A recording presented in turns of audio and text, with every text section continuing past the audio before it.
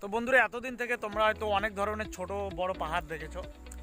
তো আজকে তোমাদের এমন একটা জিনিস আমি দেখাবো, যেটা আমাদের এই গ্রামের ছোট্ট একটি গ্রামে অবস্থিত, যেটাকে আমরা ছোট পাহাড় বলতে পারি বা স্মল হিলস বলতে পারি।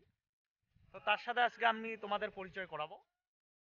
তো এটি তোমরা দেখতে পাচ্ছ, এই যে মাঝখানে এটা ফাঁকা হয়ে গেছে, এখানে মাঝখানে এইটাকে ভাগ করা হয়েছে, কারণ তার মাঝখান দিয়ে একটা রাস্তা গেছে তার জন্য। তো এটা এখানকার লোকজনেরা যেটা বলে যে এখানকার কান্তেশ্বর নামে একজন রাজা ছিল, তারাই এই পাহাড়টিকে বানিয়েছে।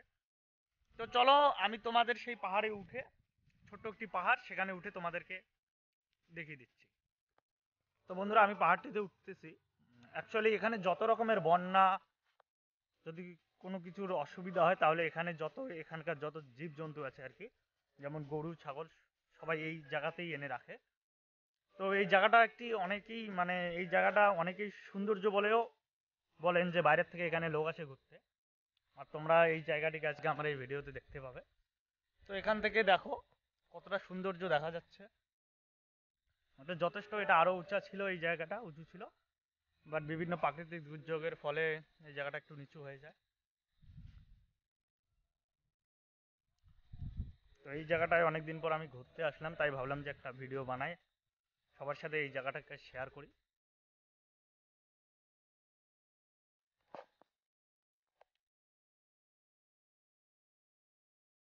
খুবই সুন্দর একটি জায়গা, যেটাকে ছোট পাহাড়। আর এখানকার লোকেরা যেটা বলে, সেটা এখানকার লোকেরা এই জায়গাটার নাম দিয়েছে হচ্ছে গোয়ার, যেটা গোয়ার নামে পরিচিত। এখানে অ্যাকচুয়ালি কুচবিহার ডিস্ট্রিক্টের শীতলকুচি এলাকায় এসে যদি তোমরা বলো যে গড় কোথায়, তাহলে সবাই এক নামেই বলে দেবে।